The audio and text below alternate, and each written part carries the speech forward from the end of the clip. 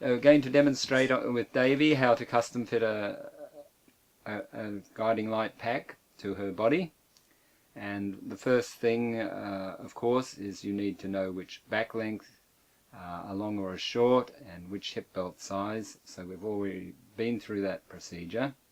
And now what we want to do is we want to loosen off the straps and then put it on Davey and see how it fits.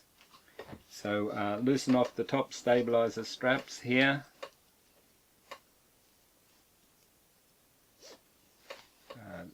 The bottom straps have been loosened. The hip belt webs have been loosened. So now I'll ask Davey to put the pack on.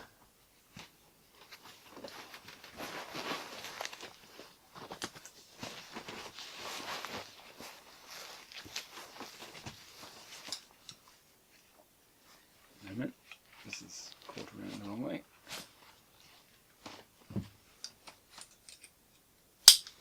So you'll see Davey clips the buckle together and pulls the loops to tighten it up. Now the way we start the fitting process is getting the hip belt at the right height on the hips. We don't want it up around the waist, and we don't want it on the lower on the hips because it'll put pressure on the hip sockets.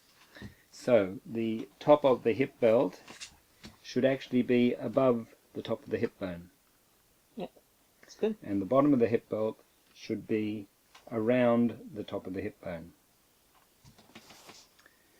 And you have two loops that you pull to tighten the hip belt. You pull the center of the loops, you'll be tightening the bottom of the and the top of the hip belt together. If you want to fine-tune the hip belt, for example, say you want it to cup in closer around the top of the hip belt, you pull on the top loop, like that. Now, you can pull in tighten these grey straps a little, just so that it's snug, not too tight. If you tighten these too tight, you'll be putting extra load on your shoulder straps. So you just need them snug enough, and then you can turn around to the side. If you pull the top stabilizer straps in, these black ones, Davey, at the top, you pull those. The function of those is to bring the top of the pack close to your back. Important not to over tighten those, otherwise you're putting extra load on the shoulders. So I'll ask Davey a few questions and see how it's fitting. So is the pressure at the bottom of the hip belt, is it digging in at the bottom of the hip belt, or is it pretty even? No, top and bottom? it's even. Fun. It's good, is it? Mm-hmm. Okay. Now let's turn around to the side, and I'm just going to run my hand down your back. There are gaps. There seems to be a gap, yeah. If we tighten that a bit. So there's a gap in the small of the back.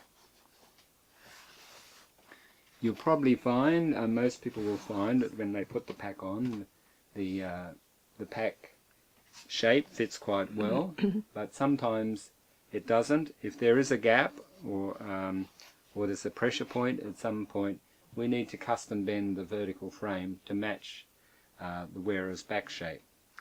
And to do this, we have to remove, it's easiest to remove the pack frame from the pack, the vertical frame which runs down the center.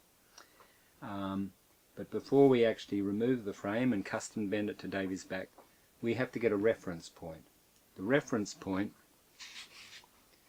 is at the top of the back panel. You'll see it clearly when I take the pack off. The top of the frame is at the top of the back panel, and we have to get a reference point on Davey's body, how high that is. So the top of the back panel is here, and that's just below Davey's collar. So that's our reference point. Now if you'd like to take the pack off, Davey.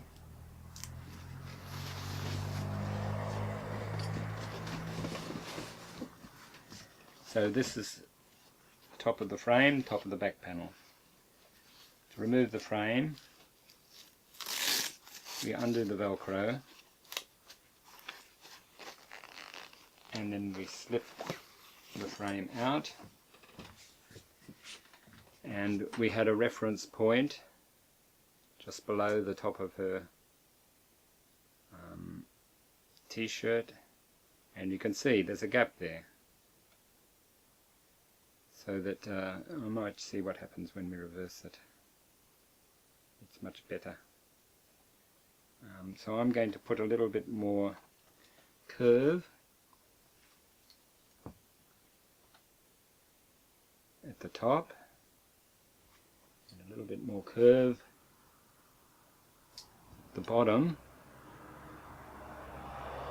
to get a nice fit down the back. Okay, so now we have to insert the frame into the pack exactly the same way, facing the same way as it was when I put it against Davy's back. And there's a little web guide there. We slip it through that web guide. At the back of the shoulder straps there's also another web guide. So the frame actually slips into that web guide at the back of the shoulder straps, and then lower down there's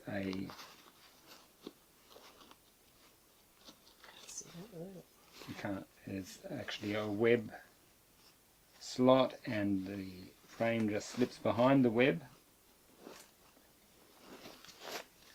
Push it down to the bottom, and then you have to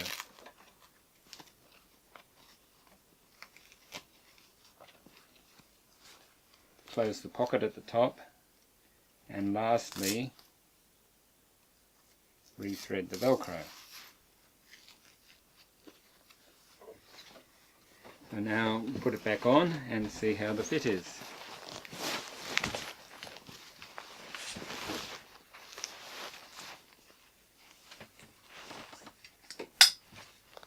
Yeah, much better. Run my hand down the back. So that's a nice close fit now. Yep. So that's how to custom bend the frame on guiding light, peak aspiration and earth glider, which are the large single stay one vertical frame packs. Okay, that's that part. Now let's demonstrate.